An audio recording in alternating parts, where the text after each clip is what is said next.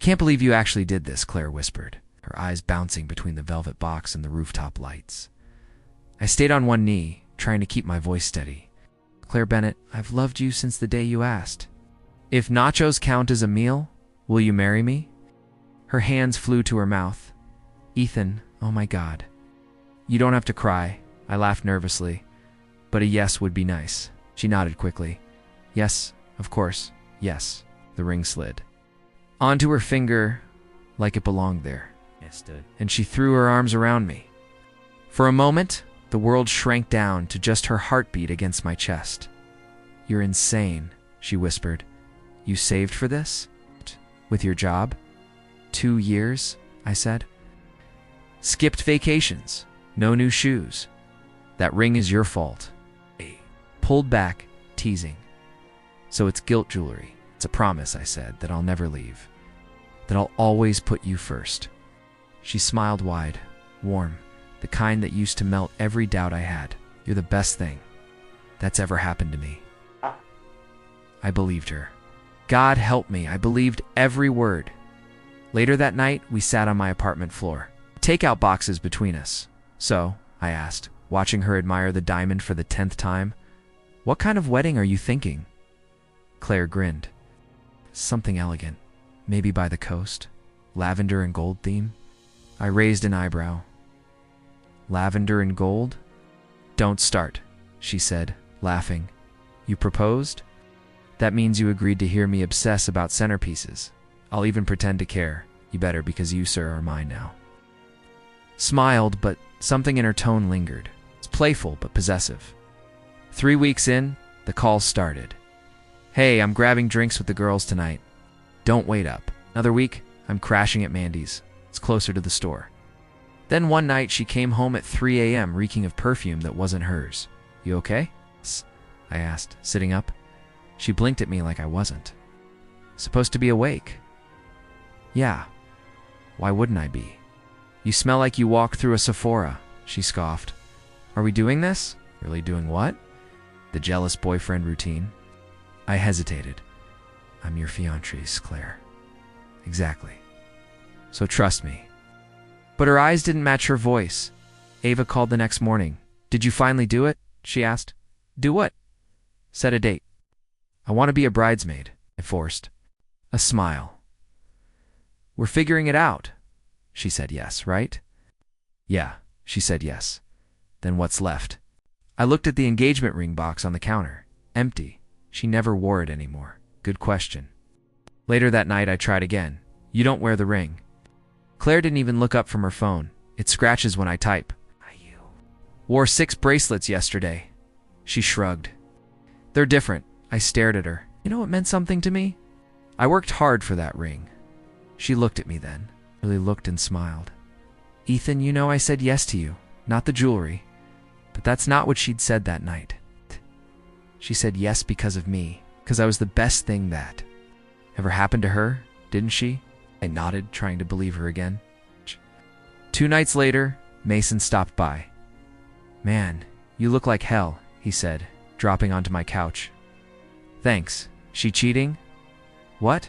I've known Claire longer than you. When she stops pretending, it's because she thinks she already won. Dude, you're out of line. You didn't flinch. Maybe, but I'm not wrong. She said yes. Mason looked at me. You sure she said yes to you? Or just liked being proposed to? That one hit hard. I confronted her the next night. Tell me the truth, I said as she walked in. She froze. What are you talking about? You and Zach? I saw you last week. Holding hands, her mouth twitched. Are you spying on me? I was picking up food. I wasn't spying. You kissed your hand, Claire. So what? So what? You're engaged to me, she sighed. Look, Ethan. I think we should take a break. My heart thudded like a dropped drum. A break. I need space. We've been moving fast. I shook my head. You already took space. Every time you lied. It wasn't a lie, then what was it? She didn't answer. I grabbed my keys. I'll make it easier. You can have all the space you want. Ethan, I'll come back for my stuff. Keep the ring. You already wore it for the pictures. No. That night, I stood outside Mason's door. He opened it, wordless, and handed me a beer. I sat down hard on his old couch. She said yes. I muttered. Yeah, he said softly. But you deserved someone who meant it.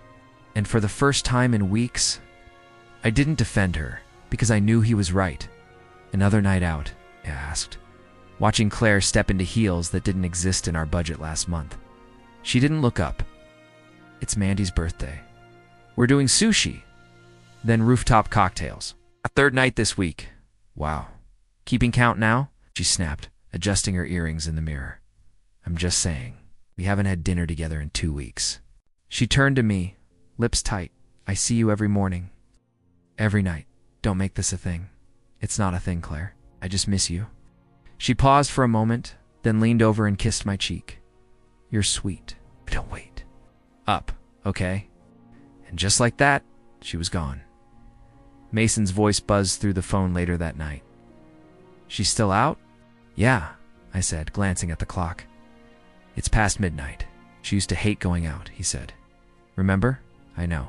What changed? I hesitated. Me, maybe. I've been tired from work. She probably just wants to let off steam. Mason didn't answer for a second. Then people who love you don't make you guess where they stand? Man, just saying.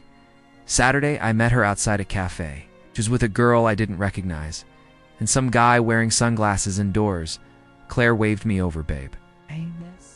Is Nina and Leo? Hey, I said, offering a hand. Leo just raised a glass. Nina smiled with her lips only. Claire sipped her iced drink. Wait.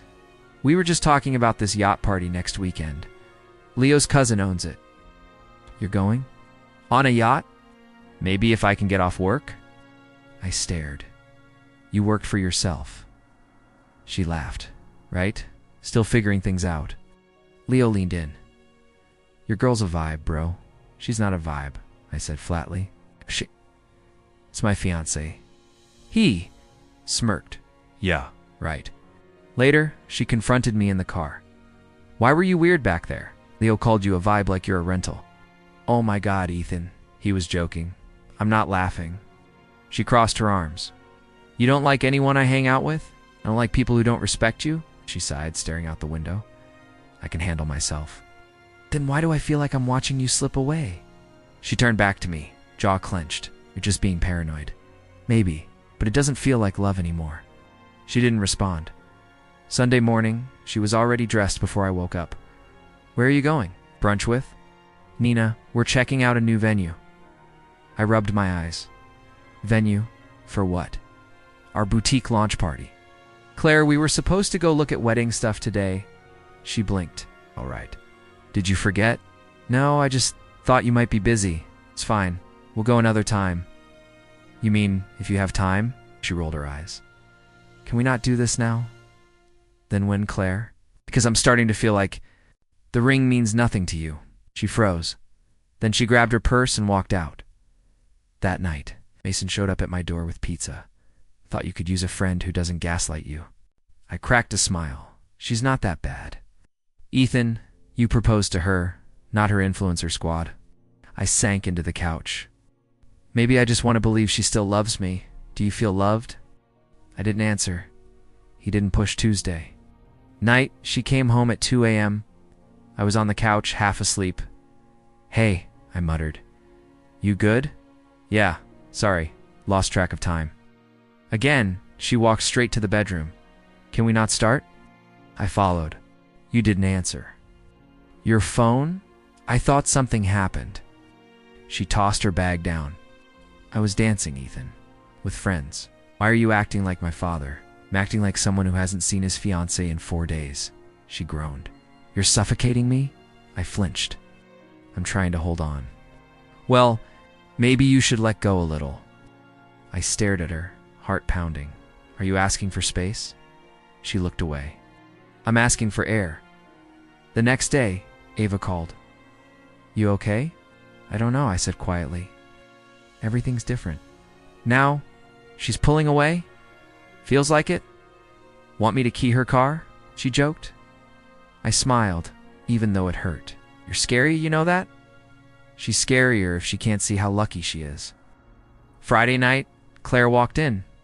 While I was folding laundry, you didn't respond to my text. I looked up which one. About the event tomorrow. You mean the one you planned without telling me? She sighed.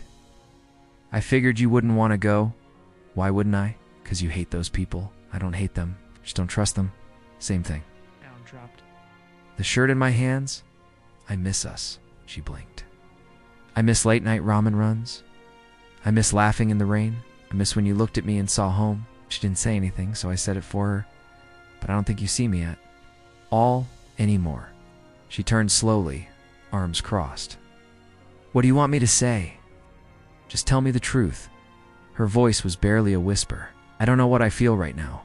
That was worse than any no. That night, Mason texted me. I still think you're being paranoid? I stared at the screen for a long time, then finally replied, no, I think I'm finally waking up. The sun hit just right that day. I was walking past the riverfront cafe, paper bag in hand. Picking up lunch for Ava, that's when I saw her Claire sitting outside, laughing with him. She tilted her head, twirling her hair. The ring I bought shimmered on her finger like a joke, and the guy he reached across the table, laced his fingers with hers. I froze. My feet wouldn't move. My stomach twisted. She didn't even flinch. That night, I waited by the door. She walked. In, humming, good day? I asked. She paused. Yeah, you? Ran into someone interesting. She set her purse down. A riverfront cafe, table for two. Ring on your finger, hand in his. Her eyes flickered. You followed me? No, just fate. Or karma. She crossed her arms. It's not what it looked like, really, because it looked like my fiancé holding another man's hand while laughing like I never existed. She scoffed. Don't be dramatic. Dad, what's... His name? She hesitated. Zach. I nodded. Zach, it's harmless. We're just talking. I clenched my jaw. Do you always hold hands when you talk? She stepped back. Ethan, you've been distant. I've been here. You're the one who disappears at night. You've been needy, smothering, proposed Claire. I committed. You just performed. She sat down, exhaling. I think we should take a break. I blinked. A break? We're not working right now. Can you think holding hands with another guy helps? It makes me feel free. I stared at her. So what did I make you feel? Trapped. You didn't answer. I grabbed the suitcase. From the closet, she stood. What are you doing? Making your break official. You're leaving. I won't stay where I'm a backup plan. Her voice cracked. It's not like that. Then what's it like? She looked down. Complicated. Love isn't supposed to be. I zipped the suitcase. She reached out. Ethan, don't make this ugly. Ugly? I laughed, bitter. I gave you everything. That ring, it cost me more than money. It was 2 years of saving, skipping vacations, walking past things I wanted because I was too busy dreaming. Of you, her voice dropped. I never asked for a ring. No, I said. You just accepted it. At Mason's door, I knocked once. He opened it in a hoodie, saw the suitcase, and didn't say a word. Just moved aside. I take it things didn't go well, he said as I dropped the bag. She's seeing someone else, I muttered. Seriously, Zach? He shook his head. I warned you. Yeah, I know. Later, I scrolled through. Her Instagram, there she was, flashing that same smile, drink in hand, nails freshly done. The caption read, New Beginnings. The ring was still on her finger. So much for a break. 2 days passed. I didn't text, didn't call, didn't stalk. But she did. A message popped up. We need to talk. I stared at it for an hour before, replying, About what? You already said everything? She called. I picked up. I didn't mean for things to get this far, she said. They already did. I was confused. No, Claire, you were dishonest. I needed something different. Then, why keep the ring? Silence. Then, because. Part of me still cares. I laughed cold. You care about how people see you? That's not the same. That night, Mason found me staring at the ceiling. She texted. I nodded. What did she say? She still cares. Go. He raised an eyebrow. Bull. She kept the ring because she likes trophies. I didn't argue I couldn't. The next morning, I packed my laptop and went job hunting. Needed distractions, needed distance. By noon, I got a message from a mutual friend. Yo, isn't this your girl? Attached, a video clip, Claire, sitting in Zach's lap, laughing, whispering, in the ring. Still there? I dialed her. She answered breathless. Hey, you said it was just talking. It was quiet. You lied again? I didn't want to? Hurt you? I gritted my teeth. Then why are you dragging it out? Because I wasn't ready to lose you. I shook my head. You lost me the second you stopped being honest. She texted later, can we talk in person? I replied, there's nothing left to say. 3 days later, Mason and I sat on his balcony. You okay? He asked. Not really. He nodded. You will be. I stared out at the street. Wore the ring like it meant something. It did. To you. It's not to her. Mason sighed. You gave her love. She gave you theater. I pulled the ring receipt from my wallet. Still had it. Still remembered the look on the jeweler's face. When I paid in full. She's gonna love this, he'd said. She did, I muttered now, until she didn't. Ava called that night. I saw Claire's post. She's already posting with some new guy. Not new, just newer than me. I'm so sorry, Ethan, I'm not. She went silent. I needed to see her for who she is. I ended the call, tossed my phone on the couch, opened the laptop. Time to find work. Time to find myself. No more waiting.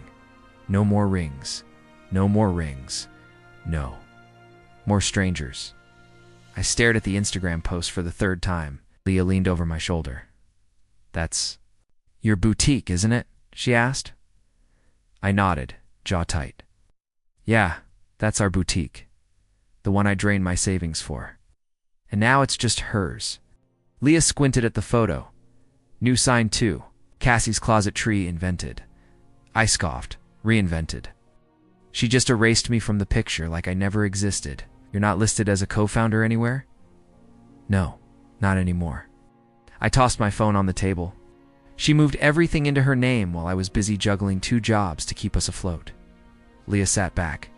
She didn't tell you? Of course not. She waited until all the papers were signed. Said she was handling the business side because I was too tired all the time. I laughed bitterly. Turns out she was just taking control. Leah shook her head. You need to speak to someone legal. This feels intentional. I don't want to fight. I want to understand. Why she did it? I mean, we were engaged. You sure that ring's still about you? She asked gently. I didn't answer. The next morning I met Mr. Harris at the coffee shop down the street. He had been my mentor since college. Always knew when to offer clarity. She took your name off the papers, he asked after I explained. Everything. I nodded. Clean sweep. I didn't even notice until the mail stopped coming to me. Everything now goes directly to her office address. Do you have proof you invested? Receipts? Bank statements? Messages? I even wrote her a check the day we signed the lease. She called it our first step together. Mr. Harris sipped his coffee, and now she posted a relaunch video. Said she built it from scratch. Called it her passion project. Not a word about me. That's calculated. I just can't wrap my head around it, I muttered. How do you betray someone who helped you breathe life into your dreams? Mr. Harris leaned forward. Because some people only need you to climb in once. They've reached the top. You're a memory. Step they'll never mention. Swallowed hard. Later that night, I drove past the boutique. New sign, polished windows, trendy couples walking in and out. She was inside, laughing with a customer, the ring still on her finger. My phone buzzed. Are you there? She asked. Yeah. What do you see? Her pretending I never existed? Then stop pretending you don't matter. I parked and walked in. The bell above the door rang like a gunshot. She turned and froze. Oh, I looked around. Nice setup. Looks familiar. Can we not do this here? Do what? Remind you I built this with you? She glanced at the cashier. Not now. When? After your next post thanking the universe for your solo journey, her eyes narrowed. I told you I needed to make decisions on my own. And erase me in the process? I didn't erase you. You moved the business into your name without telling me? You were always busy, working 2 jobs. I had to take initiative. No, you chose to. You chose you. Every time. She folded her arms. You think I didn't sacrifice? You wore the ring I bought you while signing me out of my own dream? Silence. Is that why you kept it on? I asked quietly. To keep up appearances. I didn't mean to hurt you. But you did.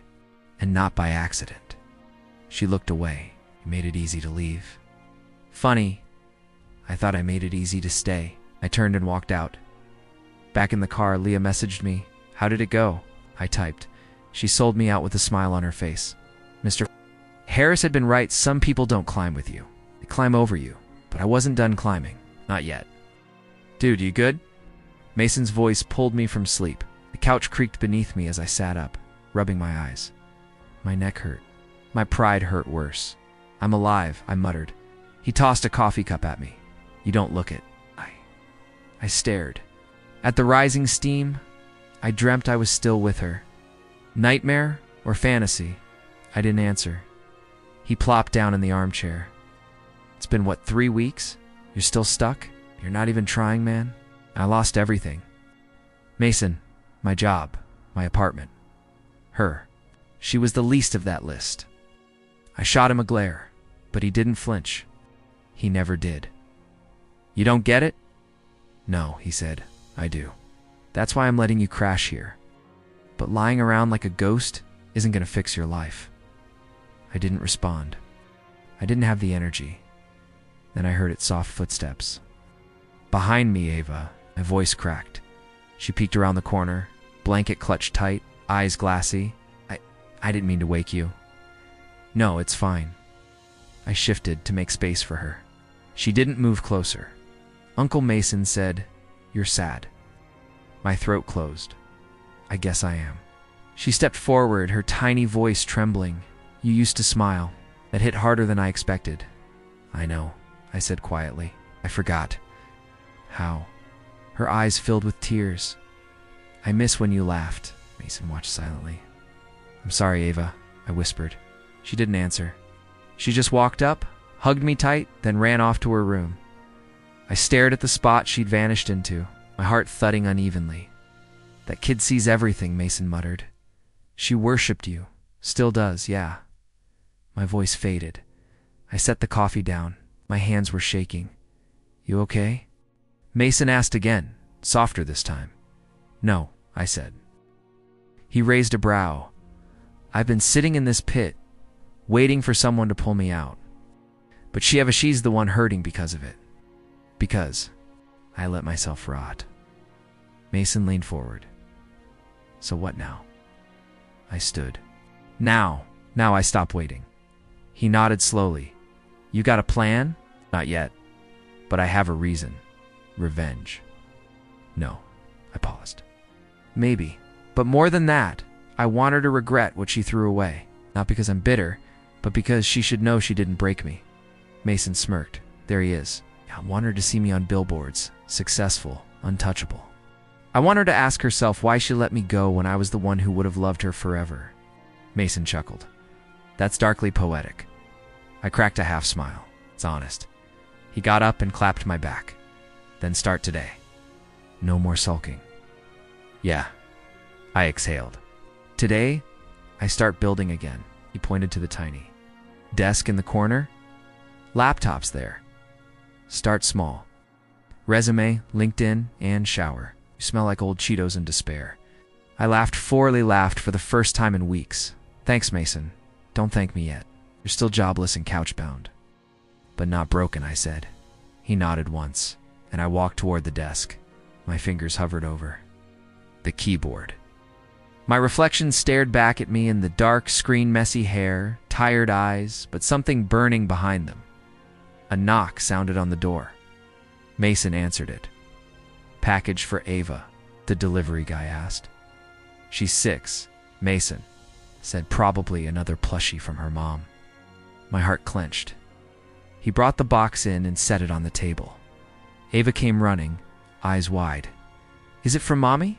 Yeah, kid, Mason said gently. Looks like it. She tore it open. Pink sweater, glittery headband, and a card. I watched. Her face fall after reading it.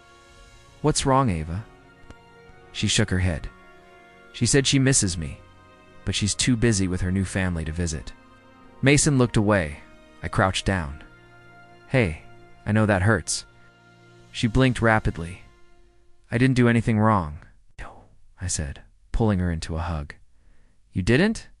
She sniffled into my shirt. "Why does everyone leave?" Closed my eyes. My jaw clenched. "Not everyone. You won't," she asked. "No," I said firmly. "Never." She nodded, wiping her nose. Something in me, something heavy shifted. I wasn't just rising for me anymore. I was rising for her too. "You're not going to like this," Leah said. Her brows furrowed as she stared at her laptop screen. I leaned. Over her shoulder. "What now?" She pointed. "That's Claire's signature on a consulting contract with a vendor who doesn't exist."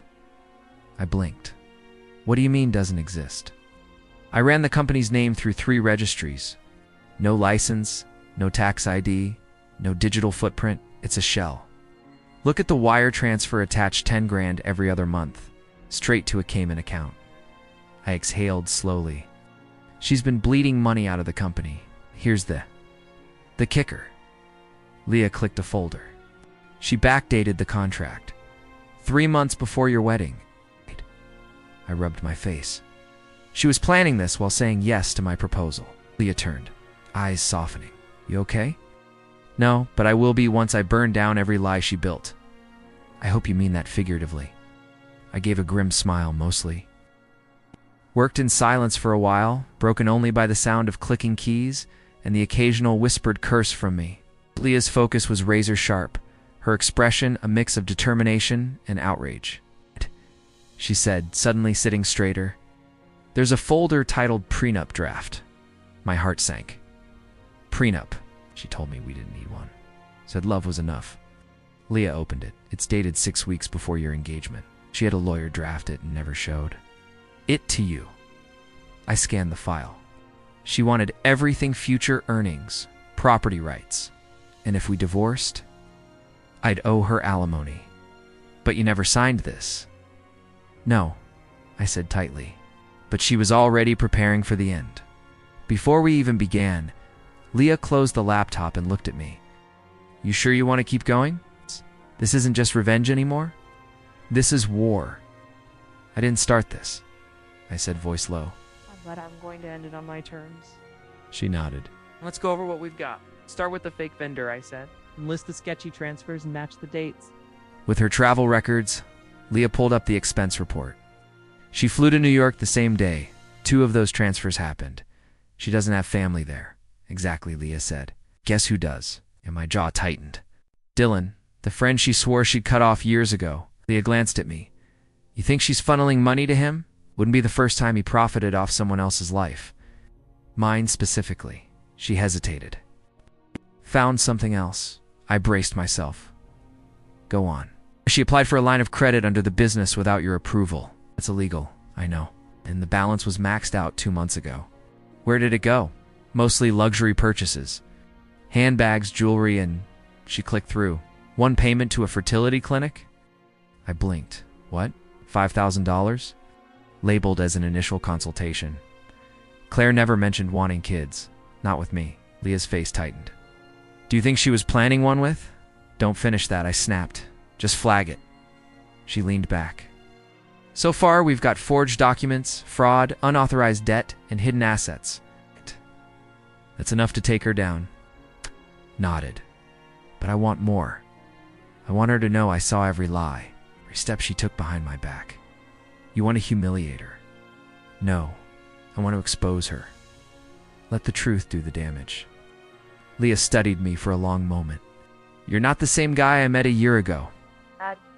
That guy was blind and naive. She closed her laptop. He was kind. He trusted people. I gave her a tired smile. He got played. You're still kind, she said softly. You just forgot how to be. I looked at her. Really looked at her. Why are you helping me? She shrugged, suddenly shy. Because someone should. And that someone just happened to be you. I'm nosy, she joked. I don't like seeing good people wrecked by snakes. I let out a breath. You've saved me more than you know. She said, smirking, if you ever publish your memoir, I want a cut.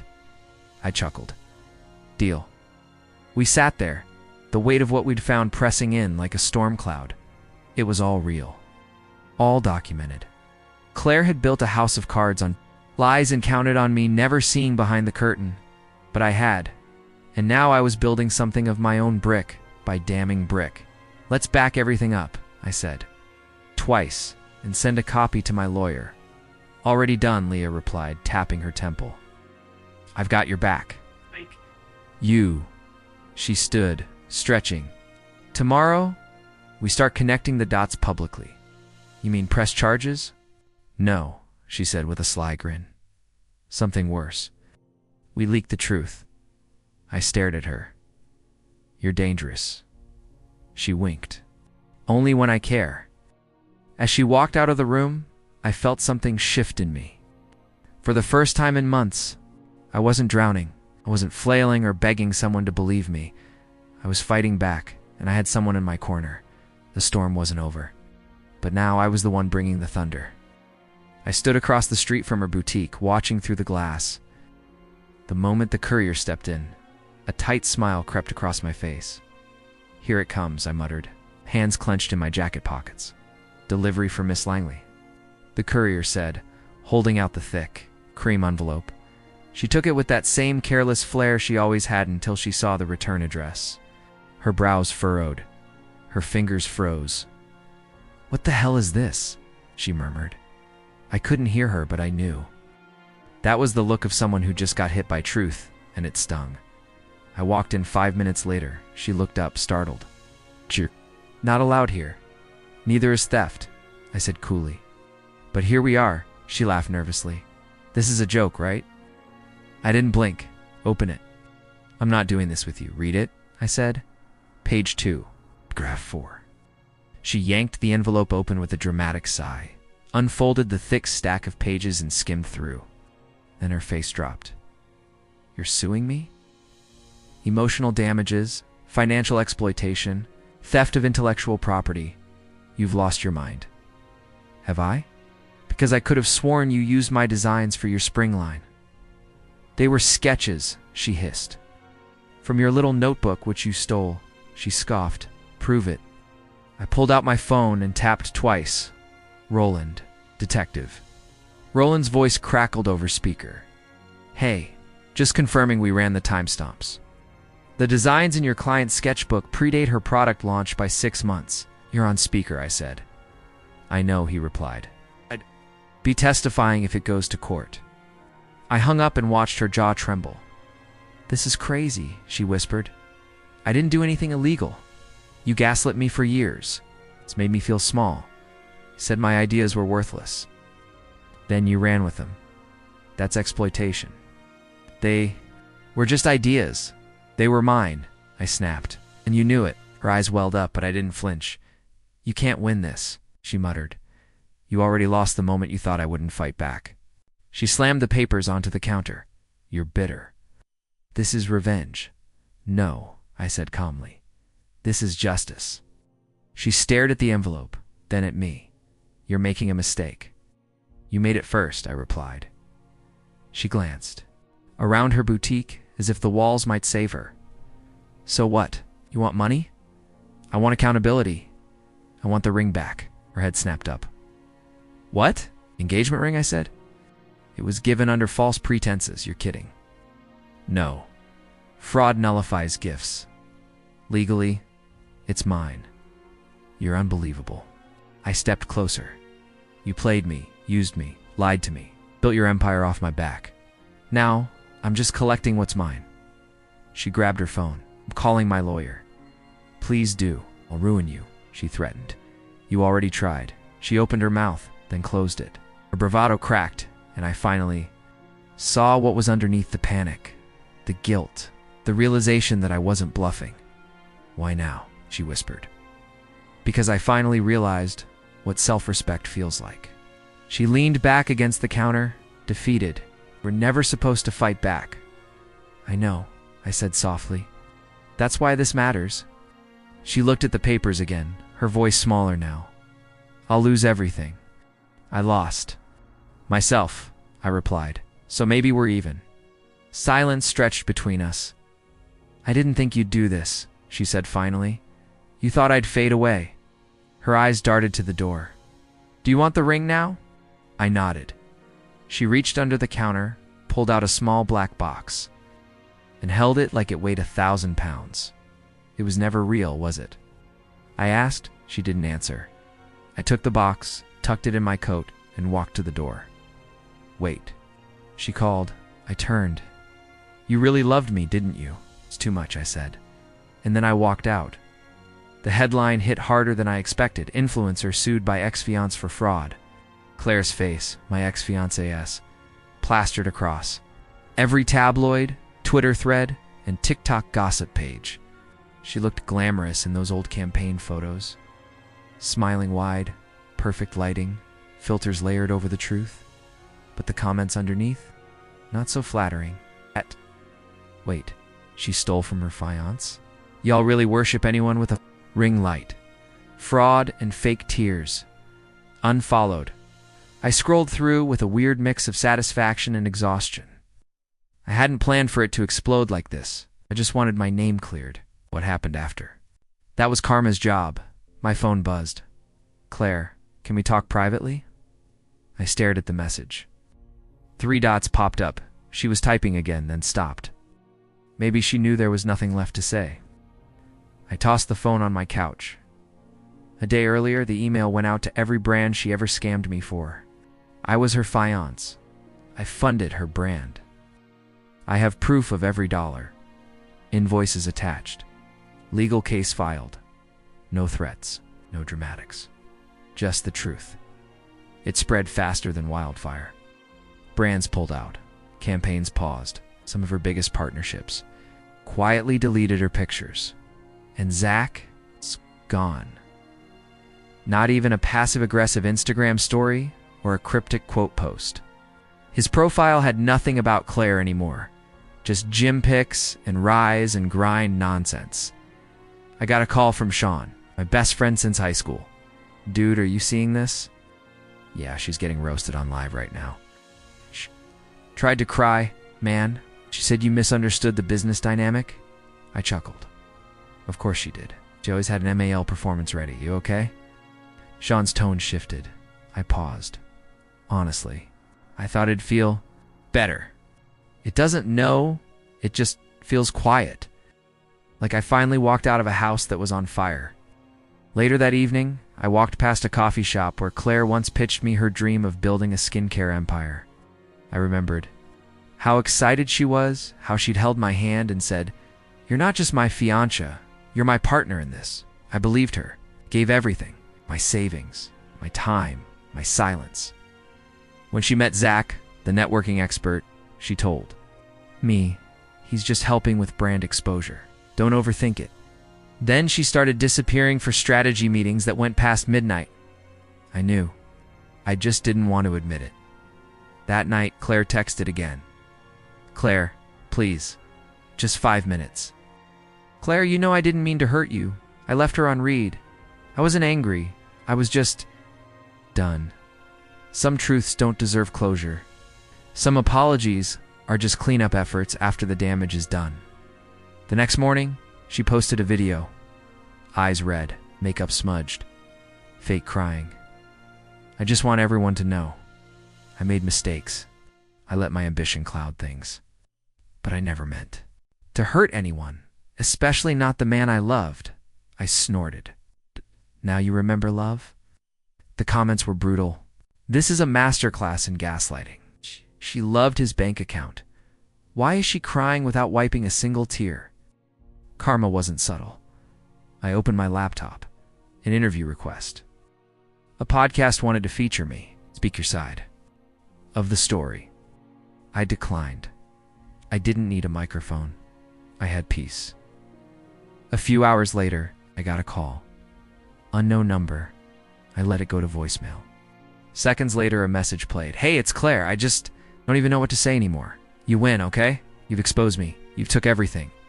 Just if this is revenge, I get it. But if there's any part of you that still remembers who I was, please call me back. I deleted the voicemail. 2 days later, Claire's brand officially shut down. Her website, offline. Her followers, cut in half. I heard through Sean that Zach moved to Miami back to promoting fake investment courses. Classic, I sat alone in my apartment, watching the sun drop behind the skyline. There was no applause, no celebration, just stillness. I didn't need revenge anymore. I had the truth. I had myself and Claire. She finally learned what it felt like when the spotlight turns cold. I heard the knock before I saw her, slow, hesitant. I almost didn't answer, but curiosity, it's a hell of a drug. When I opened the door, Claire was standing there, soaked in tears and desperation like it was perfume. Ethan, Claire, I said flatly. My grip on the door tightened. Didn't expect you here. I didn't know where else to go, she whispered, her mascara streaking. I've been thinking about us. I folded my arms. Us. There hasn't been an us in a long time. I know I messed up, she said, stepping closer. I was scared and stupid. But I missed the old days. I leaned against the doorframe. No, Claire. You don't miss me. You miss being adored. She flinched like I'd slapped her. That's not fair. It's exactly fair. My voice was calm, too calm. You didn't miss the nights we stayed up talking, or the time. I took care of your mom when she got sick. You missed the pedestal. She shook her head. You think I'm some heartless manipulator? You wore the role well. I didn't come to fight, she whispered. I came to ask for a second chance. I laughed. I actually laughed. Claire looked hurt. You used to believe in me. I did. So that version of me got crushed under your betrayal. You know what I believe in now? Boundaries. Ethan, please, she said, reaching into her pocket. I kept this. She held up the engagement ring. The one I thought she sold months ago. I couldn't bring myself to let it go, she said softly. Not because of what it's worth, because of what it meant. What it used to mean, I corrected. Her lip quivered. Can we go back? Just talk? I stared at her. For a second, just a second, I remembered the nights we danced barefoot in my living room. The stupid playlists. The way she used to look at me like I hung the stars. Then I remembered finding the texts. The late nights. Her voice high and flirty when she thought I wasn't listening. You're not here for me, I said quietly. You're here because no one else showed up. It's not true, Claire. If I hadn't cut you off, would you be standing here right now? Silence. You don't get to break someone and then act shocked when they stop bleeding for? The courtroom was colder than I expected. Not physically, just the way everyone avoided looking at me, like I was some kind of spectacle. But I didn't care. I was finally done being the quiet one. State your full name, the judge said, glasses low on his nose. I stood. Matthew Ryland. And you are the plaintiff in this case? Yes, Your Honor. Claire didn't look up. She sat next to her lawyer, arms crossed, lips drawn tight. Leah was behind me somewhere. I hadn't turned around to see her. Could not yet. My attorney, Mr. Becker, stood tall. Your Honor, today we present irrefutable proof that Ms. Claire Jennings committed fraud, appropriated funds, and deliberately sabotaged Mr. Ryland's business for personal gain. The judge motioned. Proceed. One by one, the documents appeared on the screen. Fake contracts. Bank withdrawals I never approved. And then the texts. The courtroom went quiet. He doesn't even realize. I've re-registered the company under my name. Zach says I should push him out before launch. What a softy lull. I saw Claire flinch at that one. Becker leaned. And these were sent to Mr. Zachary Lanes. We subpoenaed his phone directly. The judge turned to Claire. Ms. Jennings, do you deny these messages? Her lawyer stood. Your Honor, we have no rebuttal at this time. The silence hit harder than any scream. Then Leah stood. I'd like to make a statement. The judge raised a brow. And you are, Leah Calloway. I was Claire's best friend and Matt's girlfriend, ex-girlfriend. But I stayed. Quiet, you may proceed, the judge allowed. She walked to the center. I saw her hands tremble as she unfolded a letter. I didn't know the full extent of what Claire had done. I knew she had been hiding things, especially about the business, but I didn't think she'd go this far. Oh. Ms. Calloway, the judge interrupted. If you were aware of any wrongdoing and failed to report it, you could be complicit. Understand, she said, voice steady now, which is why I brought this. She handed over her phone. Voice recording, dated 2 weeks ago. Claire admitted to forging Matt's signature and using my apartment as a meeting spot with Zach. To avoid suspicion? Claire shot up. That's illegal. Can't just record me. The judge banged his gavel. Miss Jennings, sit down. Becker smiled slightly. May we play it for the court? The judge nodded. Claire's voice echoed through the room. Matt is too sentimental to notice. I kept one original signature of his from our leaseac, used it to scan copies. Easy. I exhaled. Not from relief. From weight finally sliding off my chest. When it ended, no one spoke for a full 10 seconds. Defense? The judge asked. Claire's lawyer just shook his head. No further argument. The judge sighed and looked directly at me. Mr. Rylan, you've been patient through incredible betrayal. I commend your composure. He turned to Claire. Ms. Jennings, this court finds you guilty of fraud, identity theft, and intentional damage to private enterprise. You will pay full restitution, court fees, and a public apology will be issued in print and digital media within 7 days. Claire didn't cry. That's what shocked me the most. She just stared forward, lips parted, eyes hollow, like she had already left the room. Court is adjourned. The gavel hit the wood, but it wasn't until I heard footsteps behind me that I turned. Leah stood there, silent. I didn't know everything, she whispered. I believe you, I said, voice dry. But that doesn't change what happened. I never meant to. You didn't stop it either. She looked down. I miss you. I let out a short laugh. You miss the version of me that let things slide. Matt, I'm not angry, I said, just done. She stepped back like the words hit her physically. Will you ever forgive me? I looked at Claire, then back at her. Maybe, but I won't forget. She nodded. Fair. I walked past her toward the door.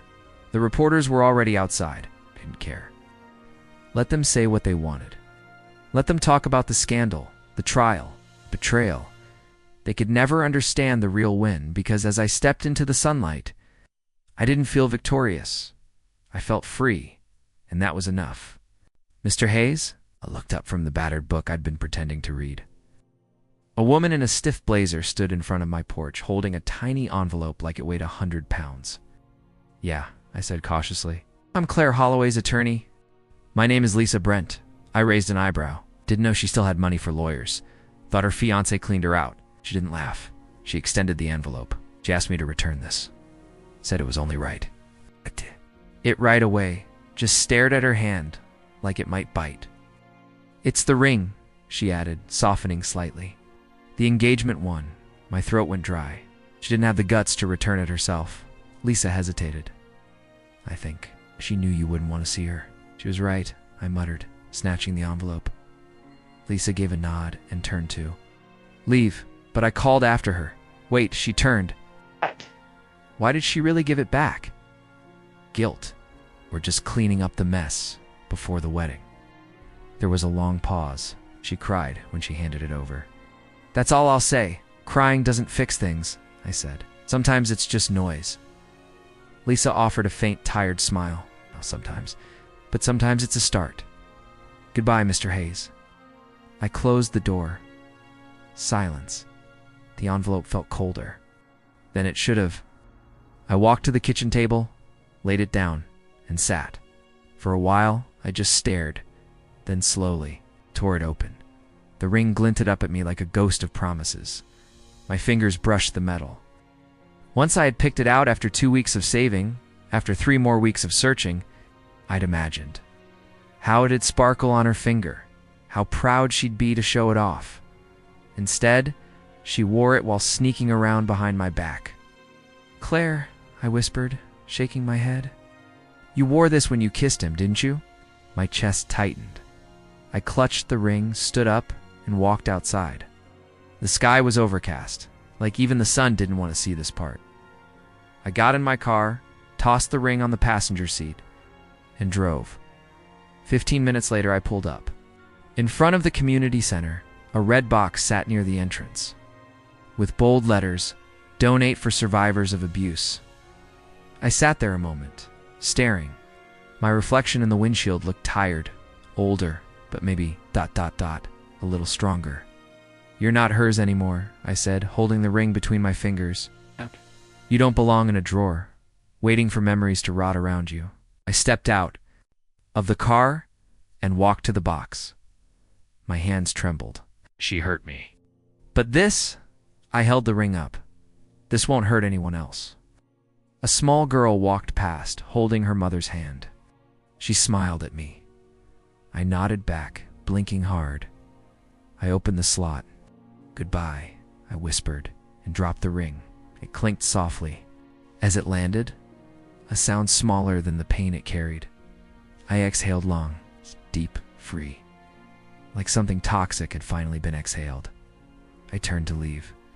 "Sir," a volunteer stood by the center's door. "You donated something?" she asked kindly. "Yeah. Want a receipt?" I shook my head. "No, that was for me." She smiled. "Thank you, every bit helps." I nodded, then walked back to my car. The passenger seat looked empty now. I liked it that way.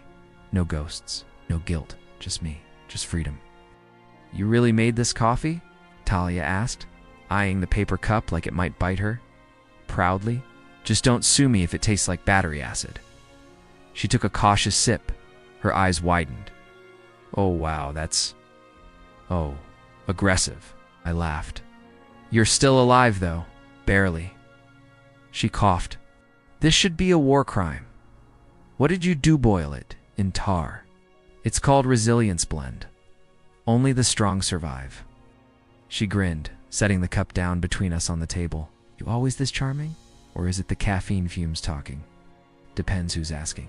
Talia Gray. Freelance brand consultant, recovering chai addict, and apparently a coffee survivor. I raised an eyebrow. Talia Gray. "You were on the third panel, branding through conflict, right? Guilty?" She extended her hand. "You're Logan. Price. The guy from panel 1 who forgot his slides and accidentally roasted a VC during the Q&A? Ah, mister, I don't care about your yacht if your business is sinking. You made my whole morning. Didn't think anyone enjoyed that disaster." She leaned closer. "Are you kidding? That kind of chaos is rare, authentic. We live in a world of plastic smiles and rehearsed pitches. You were raw, real. You make it sound better?" Then it felt. She shrugged. "That's what I do. Take messes and find the story worth telling." I paused. "Even if that story includes 2 lawsuits and a very public flameout. You got sued?" "Twice. First by a supplier who thought I breached contract, and by an ex-co-founder who claimed I stole the brand idea. I countersued. We settled both." She blinked. "You're telling me this over battery acid?" "Well, I already poisoned you. Might as well confess everything." "Fair enough." She tilted her head. "So that's bold. Guys here try to impress me with curated success stories. You're over here serving legal drama and bad coffee? Figured I'd stand out?" You do? We sat in a pocket of quiet, the crowd around us buzzing with post-panel chatter and fake laughs. Her eyes, gray with specks of blue, didn't flinch from mine. "Why'd you stay?" I asked. "At the event? At my table? After the first sip of death?" Talia chuckled. "Because you weren't selling me something. You were just being." I nodded slowly. "I haven't felt like I was just being in a long time, too busy surviving." "Exactly." She tapped the side of her cup. "You remind me of a brand I worked with last year. Messy as hell, passionate, bleeding at every edge. But you know what? It's people connected to it. Because it didn't pretend." I studied her face. "Is that how you see me? A bleeding brand?" "No, she said softly. "I see a guy who's still here, still showing up, even after getting dragged through the mud. I swallowed. Her words hit harder than expected. She noticed too much. No, just... No one said that to me in months. Talia's expression gentled. You've been through it, huh? I exhaled. Yeah. You planning on quitting? Every other day, then I wake up and remember how much I still want it? What is it? I looked out the window. To build something that matters. To not feel like all the pain was for nothing. Silence settled again. Then she said, that's not failure. It's purpose. I looked back at her. Do you always talk like this? Or am I just getting the full consultant package? She smirked. You're getting the person. The consultant bill's extra. I'll keep that in mind. She shifted, resting her elbow on the table. So what's next for Logan Price? Honestly, no idea. But talking to you. Kinda makes me want to figure it out. Talia raised her cup again. Even if that involves more war crime coffee? I laughed. Maybe I'll outsource the barista part next time. Deal. But only if I get to name the blend. Oh, she leaned forward. Phoenix roast. For guys who rise from ashes and still burn too hot. I stared at her, smiling slowly. That's not bad. I'm not just a pretty face, she said, playfully tossing her hair. No, I said, quieter. You're not. Her smile faltered just for a second, and her eyes searched mine like she wasn't expecting me to mean it. I should go, she said, glancing at her watch. But this was unexpected. In a good way? She nodded. Yeah, in a hopeful way. I stood with her. Talia, wait. Can I? She beat me to it, holding out her phone. Number. I chuckled, typing it in. You always this forward. It's only with guys who survive my sarcasm and lawsuits. I'm honored.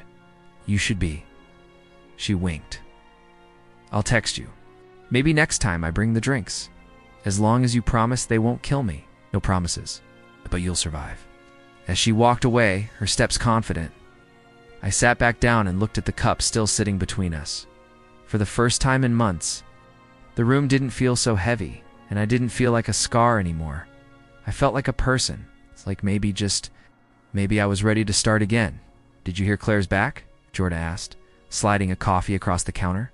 Toward me, I didn't flinch. Back where? The spotlight. He snorted. Tried some podcast no one listens to. She cried on air, called herself the real victim. Sounds my drink. Sounds about right. You gonna respond? He pressed. Tell your side no? You sure? This could blow up again? People might forget what she did. Didn't survive to keep reliving it, I said quietly. Jordan leaned on the counter, eyes searching mine. You really done with her? I was done the moment she looked me in the eye and lied, I said. Some things don't deserve a second chapter.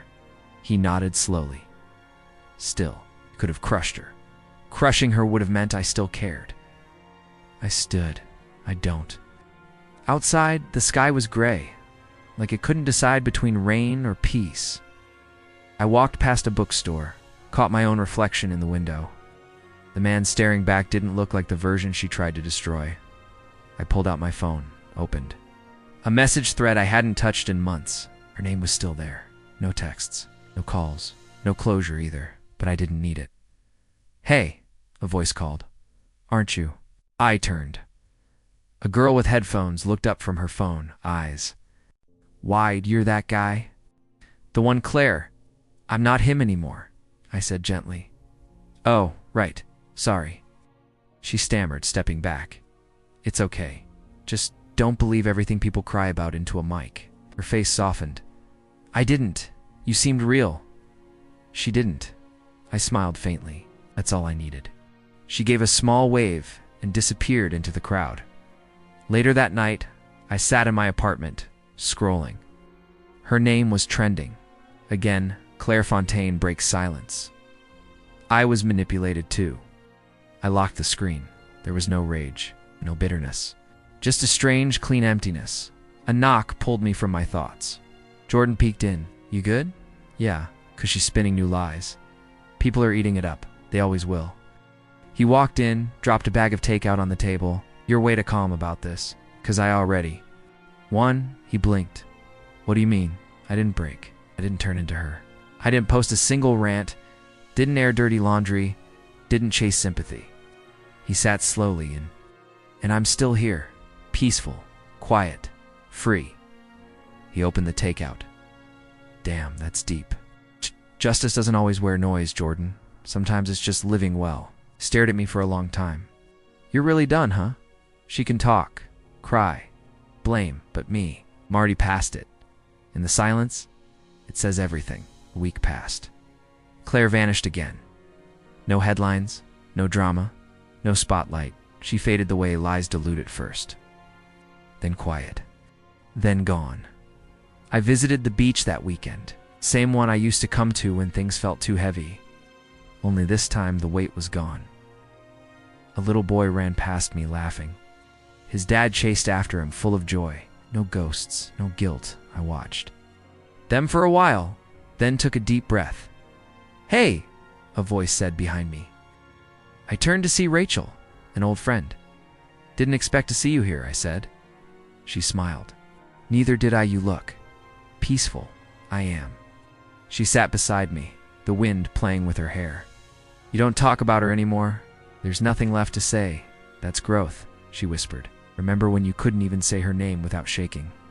Now I don't say it at all." She reached over and squeezed my hand. "I'm proud of you." "Thanks." We sat there, quiet.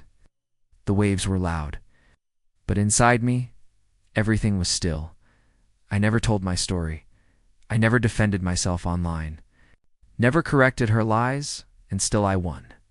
Because while she screamed into voids, I built a life. Quiet, strong, real. Not everything needs noise to be powerful. Some victories wear silence, like armor. Some justice comes without a sound. And some chapters, they're better left closed.